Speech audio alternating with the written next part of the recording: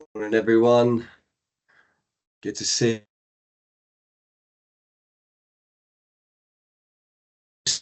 you. To wait a minute or two, if that's okay with everybody, before we kick off, just in case people are joining from other calls and that kind of thing. So we will get started very shortly. If you just bear with us a minute or two.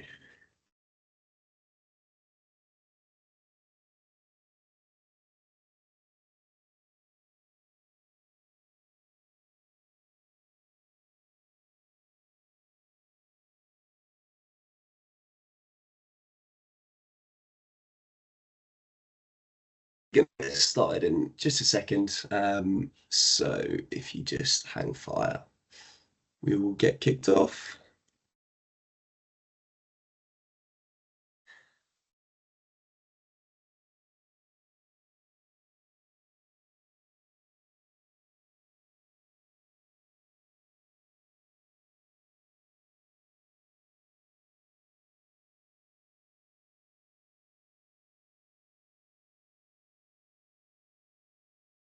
Right, I think we might get We haven't got too long to get through this. So, hello and welcome, everybody. It's great to see so many of you on the call this morning. And yeah, we're very excited to get stuck into today's topic. I'm Niall Dowds. I work over at Zurich and I'm the sales and distribution consultant. And I'll just be doing a very, very brief intro before I pass on to our speakers today. So, the topic of today's webinar, as I'm sure you all know, is underinsurance. It's all about how to protect your client's business and assets. Just a very brief bit of housekeeping, if that's okay. This session is being recorded and we will be sending around a link to the recording when we upload it to our YouTube channel, hopefully today.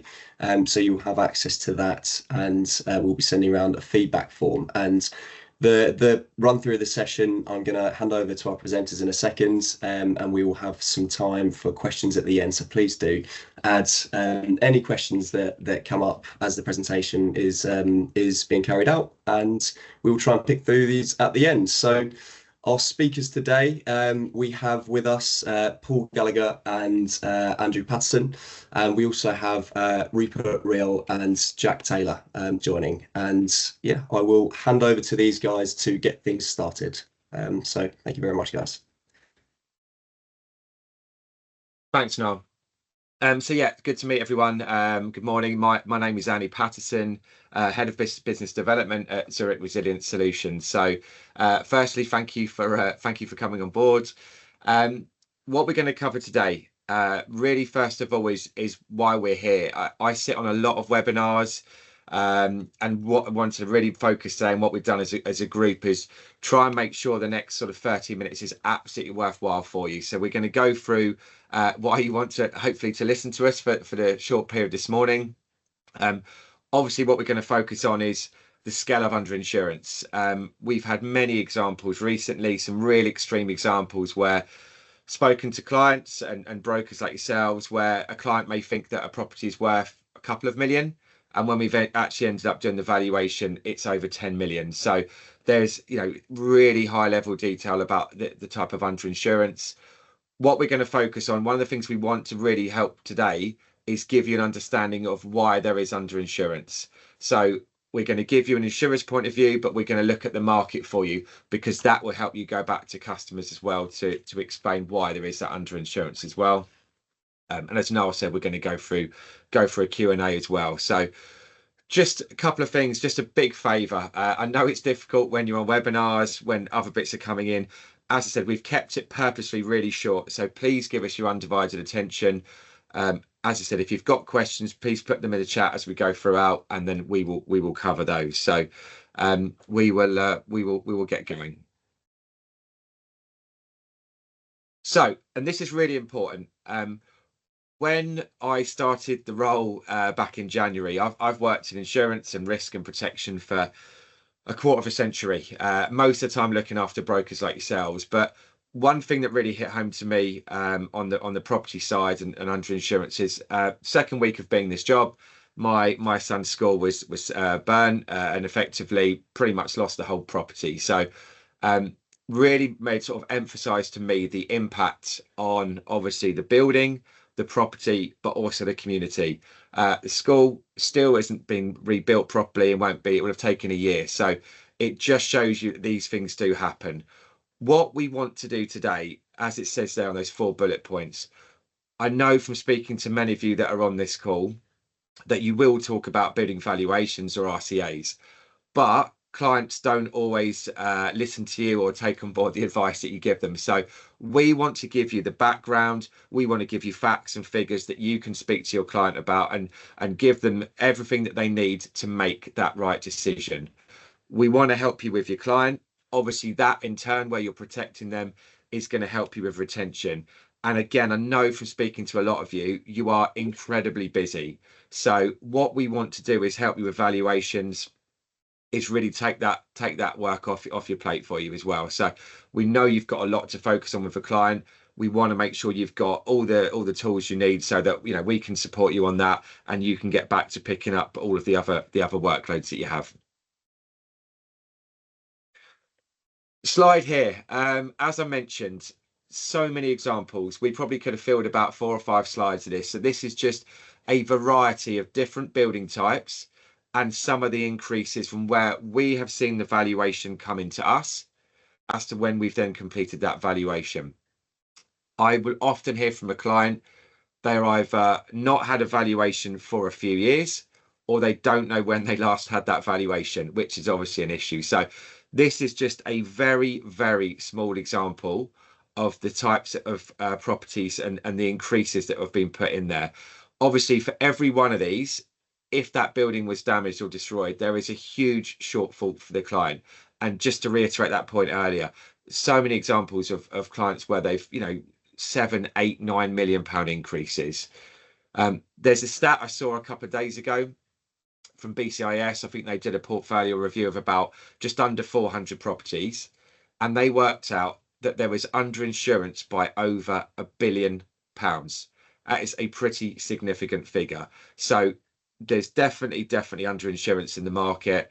And what I'm going to do now is just pass over to Paul, just to go through from Zurich's point of view and a few examples to help when you speak to clients next. Thank you. Thank you, Andy. So what I wanted to touch on briefly is just give you a flavour from a claims point of view, how underinsurance has the potential to affect the claim and also your customers in the long run. So underinsurance occurs when you don't have enough insurance to cover insurance cover to meet your needs.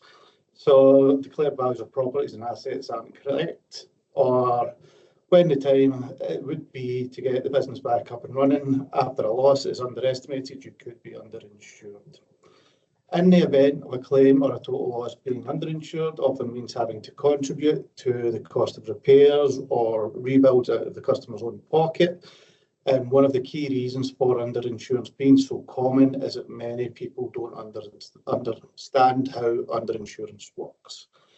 The brief view of the formula that we use with regards to underinsurance is sums insured versus replacement costs times the loss amount. So, for example, if a home has a rebuild cost of 300,000 but is only insured for 225,000, i.e. it's only 75% insured, that means it is 25% underinsured. Moving on. So underinsurance, why does it matter? In the event your customer is underinsured and needs to make a claim, the insurers may void the policy. They may recall money from any previous claims. The client may get a reduced payout. Moving on. And why is underinsurance a problem? Almost 2/3 of small businesses may be underinsured. They'll have to self-fund the cost of repairs, potentially incur delays to rebuild, trying to source funds, an impact that this could have on stakeholders and customers. Moving on. And just with regards to some real-life scenarios we've seen in the past, so there was a notable fire at a risk address. The sum is insured, the property was determined to be only 76% adequately insured at the time following the fire, following the attendance of a loss adjuster and the building surveyor. The findings regarding the sum insurance were shared with the insured. They reluctantly agreed that they have not reviewed the sum insured for a long period of time and just kept renewing the policy. Repairs were tendered out and costs were agreed at 160,780.40 pence. Due to the sum insured shortfall, a cash settlement was agreed at 122,145.98. The insured was therefore left with a deficit of £38,572.40 to get the repairs fully completed. So quite a significant impact on the customer. They're having to find those extra funds. And moving on to example 2, a slightly different example here, but insurance cover was capped in a policy to the declared value of the residential asset due to concerns with the sum insured at the underwriting stage. This measure was in place of the standard average clause. The insured suffered a loss of £320,000. However, the property was only insured for £184,000. The insured had to fund the difference of £136,000. The reason for the difference in this case was determined that the insured had placed the coverage sum at the market value rather than the reinstatement value. Again, not a small sum for the customer to find, and it just brings to life the impact of underinsurance when it comes to a claims point of view. And if you have any questions, I'll be happy to take them later, but hand them back to Andy. Perfect, thank you very much. So I thought it'd be good to add this in as well, because a question we get asked a lot is about kind of trends and sectors, and I've been on a number of webinars where this question has come up.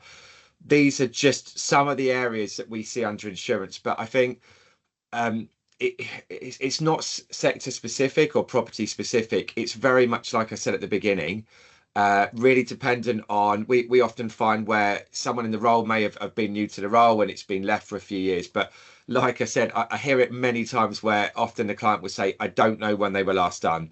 I'm sure we'll cover this again, but we always say, and Jack will cover this in more detail, he will, we will always focus on the fact that if it's not been done in the last 3 years, it really is something that should be picked up by the client.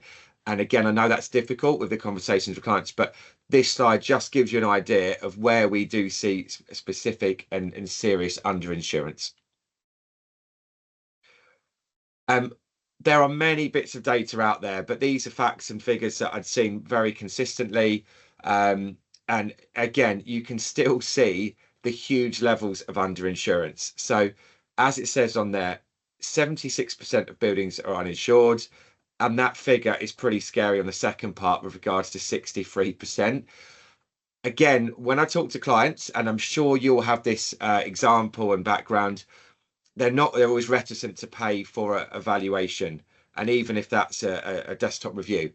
However, the point I always try to make is if they struggle to find the budget to pay for that valuation, what are they going to do if there is that significant loss? And you can see that stat on there with regards to 10% of people, if there was a 10 grand claim, it's going to potentially put that business, that property out of business. So it's really, really important that we do talk about that and the client understands that. One thing that I saw literally yesterday, there was a map and it was talking about, again, the sheer numbers of underinsurance in the UK. So it was talking about Scotland in general being about 72% underinsured. Northern Ireland is about 83%, Wales is about 80%, and England is 77%. So it then broke down, and this again is really something worth listening to. For a residential property on average, 70% are underinsured and a quarter are overinsured. So if my maths is correct, that means 5% of the residential properties I looked at have the correct figure, which is a pretty scary statistic. On the commercial side, 79% were underinsured and 17% were overinsured. 4% have the correct valuation. So that figure at the bottom, if you take anything away from today, if they then have to claim, the impact that is going to have on that property and on that business and the community around them as well.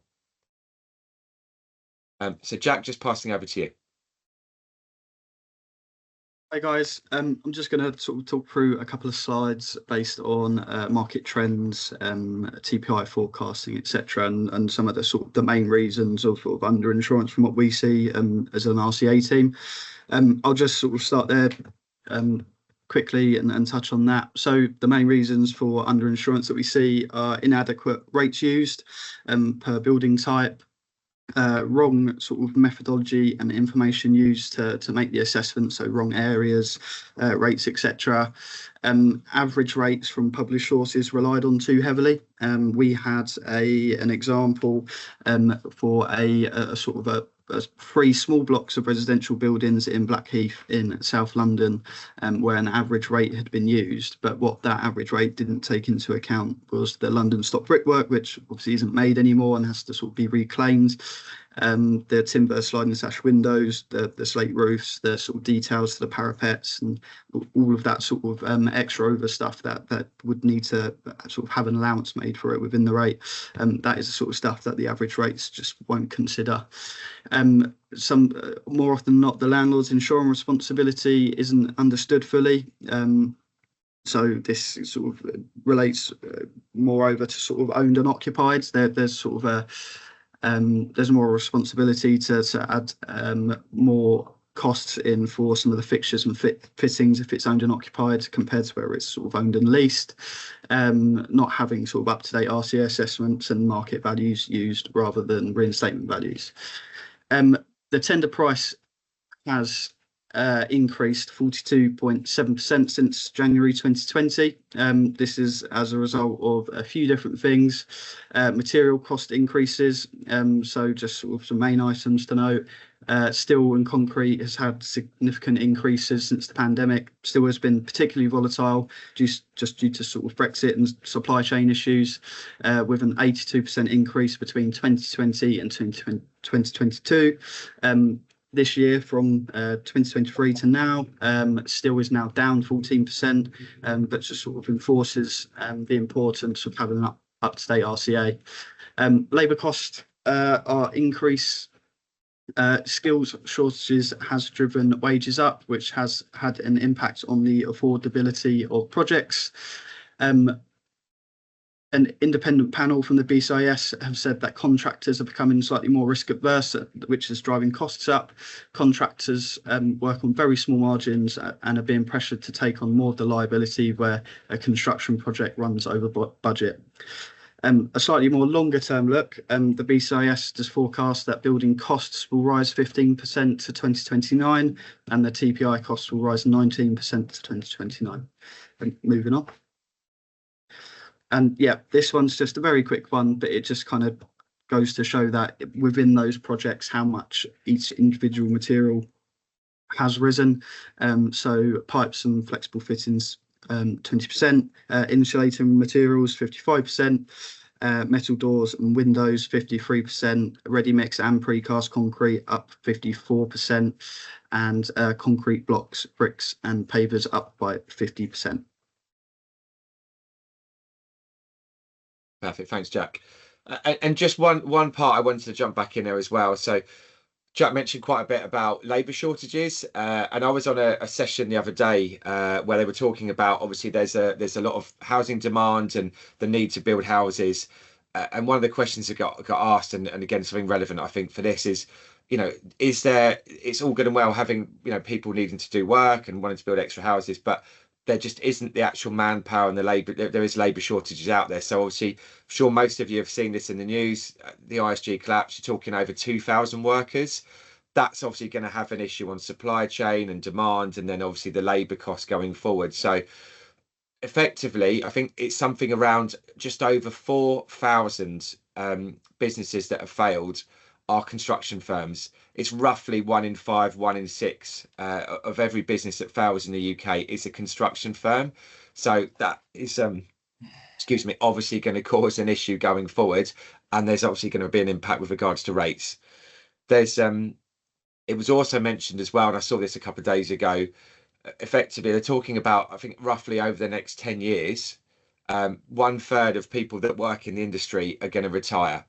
So therefore, it's going to need around about 1 million workers in the same period to be able to just be where we're at now. And we know there's already a labour shortage. So again, when you're talking to clients, it's worth mentioning that, 1 in 5, 1 in 6 firms going out of business in the UK being construction is again a pretty scary statistic. So it's definitely something to mention that, it's not a case of someone just being able to jump in and get that work done. There is significant shortages in the UK, and that's only going to be the case for the foreseeable and potentially get worse. Jack, back to yourself. Yeah, so just sort of a very quick overview on our services and who we can help. So we can help pretty much anyone and everyone, so investor, occupier, developer and specialist customers in all the sorts of sectors such as municipal, real estate, mid-market, SME, property owners, charities and education. We can really kind of lend a hand to anyone that asks.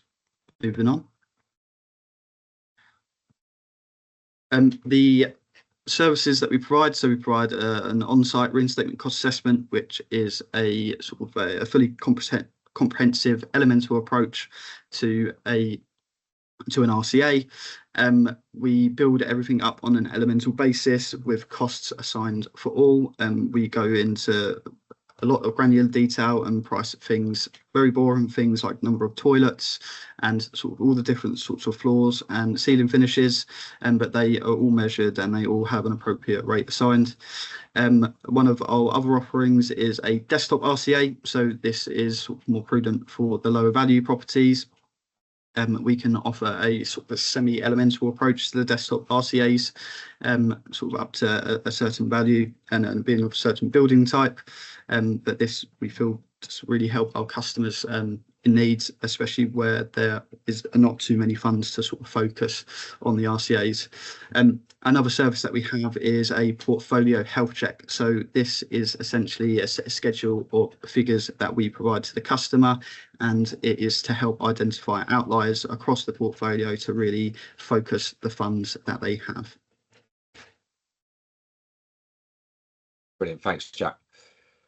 So just to finish off, just to summarise, and like I said, we said we'd keep it concise because we know there's going to be questions coming in as well.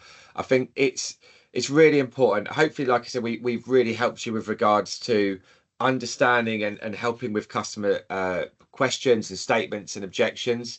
If you look at some of the figures that are on the screen here, they're just some of the bits I've picked out. So as I talked about that, the BCIS survey, over 1 billion underinsured. Jack made the point a second ago that price index increase in 4 years has gone up by 42%. So again, where I talked earlier about making sure that, if they haven't had a review in the next 3 years, in the last 3 years, it's definitely something to talk to them about. That graph, which shows you obviously from sort of COVID from 2021, there is a significant increase for the reasons we talked about. So labour shortages, etc. So it's absolutely worth, if they haven't had that valuation since 2021, please talk to your client, because where Paul's given it, and they are just 2 examples that we see as an insurance company where the client has ended up underinsured. So just to re-emphasize that point, absolutely understand that that clients do have objections and budget constraints, and obviously we work with those clients and we try and support them on a flexible basis and over potentially over a few years, as Jack has just discussed. But please make sure that you use some of these figures, explain to clients that we can help. So I said what we were going to pick up at the beginning. Hopefully we've covered that. Really, as I just emphasized, we are there to be able to give you the background, confidence and support to explain to clients why they need to have these. As I said, the key emphasis of us today and the focus is to be able to help you look after your client, not have what has happened to my son's school and the community, to be able to help you retain clients. And as I stressed at the beginning, speaking to a number of you, know how significant your workloads are, but it's just to re-emphasize, we are here to help you. As Jack's point, if you need support, if you want advice, and if you want us valuations, absolutely, we are there to support and help you. Perfect. So what we'll do is move on to questions. I've just could hear a few pings, so there's definitely some questions coming in. So just before we start those, just to emphasize, because this gets asked a lot, with regards to Zurich, are they just an insurance company? Absolutely not. We're there to help you. So obviously the focus today has been on building valuations, but if there's other areas you need our support, so escape of water, building management systems or building energy management systems as well, and things like fixed fire protection. Again, the detail of this will be sent out in the slides.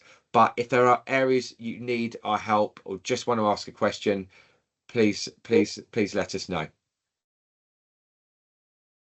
Perfect. So we're pretty much on track. So what I do now, so as I said, I've got the easy job. I'll be doing the asking, and then Rupert, Paul, and Jack will be doing the difficult part. So I think I can hear everything pinging. So there's definitely some questions coming through. But first question I'll ask Jack, and then I'll have a quick look. Someone's come in already. So this has come up. Someone's sent me a private one about BCIS rates. You know, what was your thoughts on just using the sort of BCIS average rate for a customer?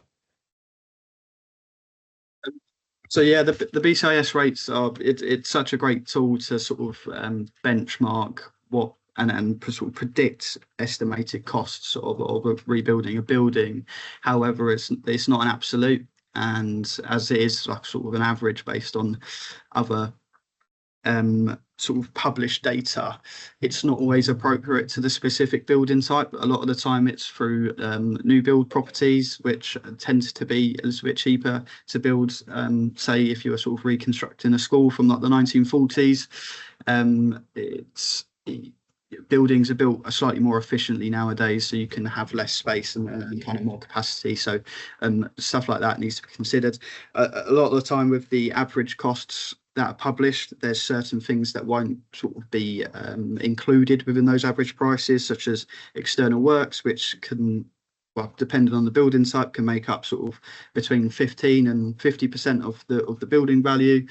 Some preliminary fees will not be sort of included within those average prices, and a lot of the extra overs, anything sort of non-standard to a building, won't be sort of made an allowance for within those average prices. Perfect. Thank you, Jack. Next question. There's plenty of questions coming through now. Next question coming through is a couple of actually just have asked about the slides. So we have answered that, but just to be clear, yes, we will absolutely send out the slide deck for you as well. So you've got all of the facts and figures that we've shared with you today.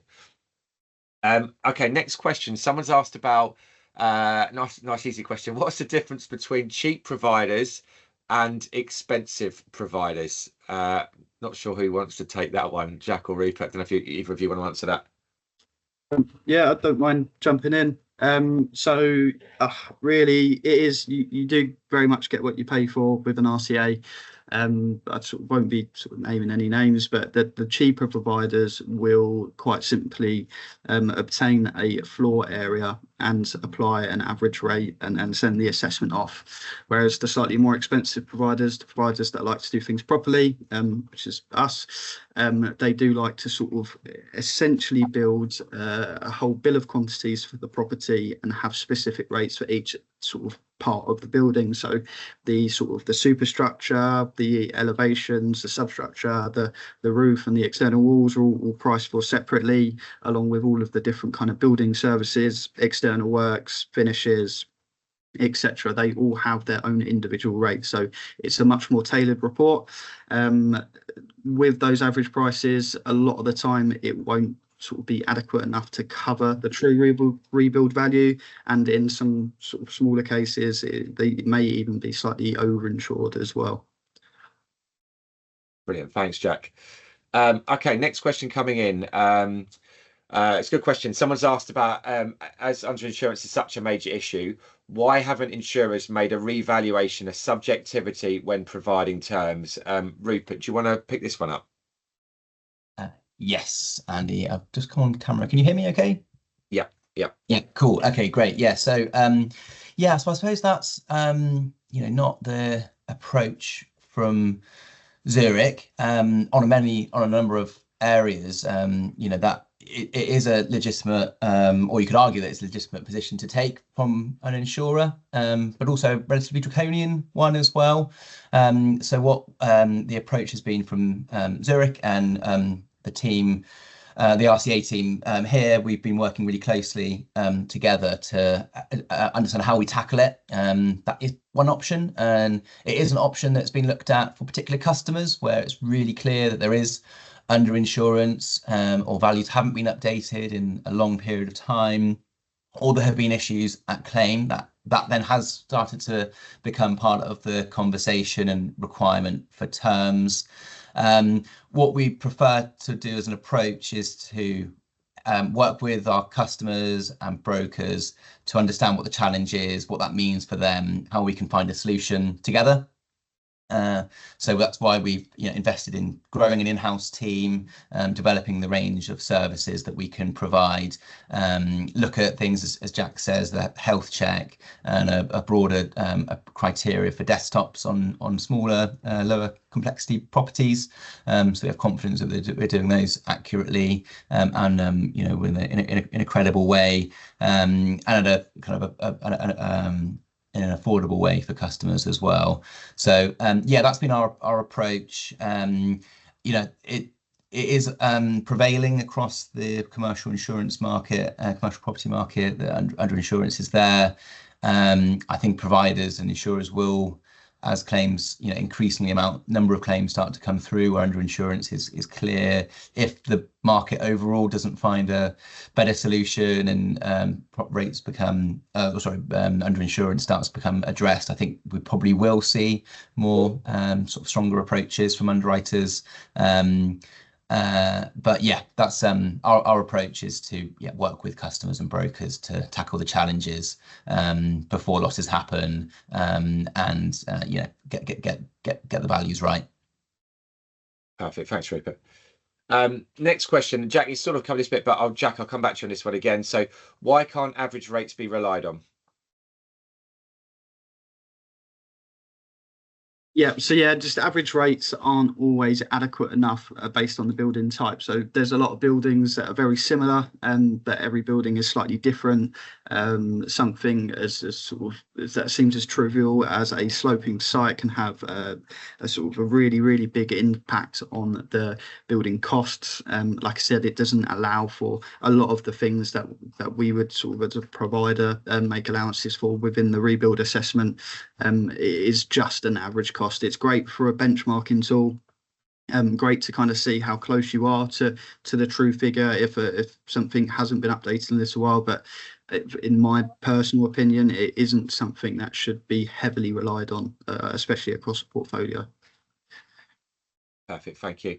And someone just asked me to restate the figures for commercial properties. So just to re-clarify, so from the survey taken, I sound like I'm on a quiz show, but 79% of commercial properties were underinsured and 17% were overinsured. It goes on to say that, obviously, I think I mentioned it in the slide, 63% on average, it's underinsured for 63%. But on the overinsurance side, it's roughly 122%. So there is the odd one that's overinsured as well. That, again, is definitely worth having that correct valuation redone. So next question, again, probably Jack, I would say, or maybe Rupert. So I have seen several valuations for listed buildings which are based on the original design in modern materials to modern methods of construction.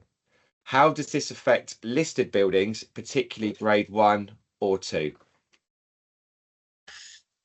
Yes, I suppose the short answer is it really, really has quite an impact on the costs of rebuilding that building. There's quite a few things that go into this. The design stage of that building is a particularly long process because things that have to be sort of approved by all members. The materials sometimes have to be sourced specifically to rebuild the building, which can take time, especially with some supply chain issues that are currently going on. And really just sort of an increase of costs all round. A very sort of trivial example, but probably one worth noting is we were recently talking to a customer who own a few sort of listed residential properties in Bath city centre, and the rebuild value of one of their sort of smaller terrace properties was at sort of £300,000. However, 1 week a car accidentally reversed into one of the Bath stone steps that lead up into the terraced house, and just to repair that stone step, it wasn't sort of completely obliterated, but it cost them in excess of £180,000. So yeah, the costs are just sort of very, very significant when it comes to listed buildings. Perfect, thanks, Jack. So a couple of questions to go. Someone's asked here about, besides paying a higher premium, is there any penalties for over-insuring a property? So, Paul, is that one for you? I think Rupert was going to take that one. Oh, Rupert, sorry. Let me just come off of camera, off of mute. No, Paul, unless you tell me otherwise from a claims perspective, which I'm happy to be corrected on. No, of course, yeah, not ideal to be insuring over the value, so you'd be paying a higher insurance premium. There wouldn't, unless Paul, as you say, Paul, would want to correct me, there wouldn't be a penalty from a claims perspective. Where we do see sometimes is where there's a leased property and perhaps the tenant and the landlord are both insuring. In those circumstances, of course, the loss would only be realised once, and so the policies wouldn't pay out as their indemnity-based policies. So you'd be paying another premium without getting any additional cover or any additional claims payout. But yeah, Paul, if you want to add to any of that, please. No, it's exactly as you've said, Rupert. Just because the higher sum insured doesn't mean you're entitled to a higher claim payout. It will still be based on current values, etc. So there is no penalty, so to speak, with the exception of paying the higher premium. But from a claims point of view, we would still stick within the realms of what the sum insured should be and what we've surveyed the property at the time against it. Brilliant, thank you. Another question that's coming, I think I missed this one, so my apologies. Is an RCA available only to Zurich policyholders? And how do you cost it out for a site visit? Is it based on the current SI? So Jack, definitely one for you. Yeah, so RCAs are available to sort of anyone who wants them. They're not sort of specifically targeted or to the Zurich policyholders. How we price them, it varies across the market. How we price them, I think, is quite fair. Worked for sort of a different company that takes a slightly different approach. Some companies do price based on some insured, some price based on the building type. We price on time spent. So we feel that it's a sort of a much fairer way to do things all round. In most cases, it can have a sort of a significant sort of cost saving for the customer because there are efficiencies within projects, sort of reduced travel times and reporting, etc. Perfect, thanks, Jack. And then the easiest question we've had, which is probably a good one for it to be the last one. Do we have any marketing material we can send out? Absolutely. Short answer is yes. So yeah, Kerry, we can definitely send out what you need to help with client conversations. So I don't think, I'm just frantically checking, but I think that is all the questions that have come through. So a massive thank you. I'm going to pass back to Niall in a second, but just a massive thank you for the questions, for listening to us as well. Like I said, we really wanted to design this to benefit yourselves, like to help with retention, to help your clients. So I really hope we've done that for you today. Niall, back to you. Thank you, Andy, and yeah, thanks to the rest of the guys. Brilliant to see so many of you with us today, and hope you all took a lot from that. And as we said earlier on, we will be sending round a follow-up email in which you'll be able to kind of A, give feedback, and B, have a, get some contact details, that kind of thing, should you have any more questions. So we will send around the recording also. But in terms of the webinar, I think that might be it. So thank you again to all the presenters and to you all for joining us today, and hope you enjoy the rest of your day and the weekend when it arrives. Thank you.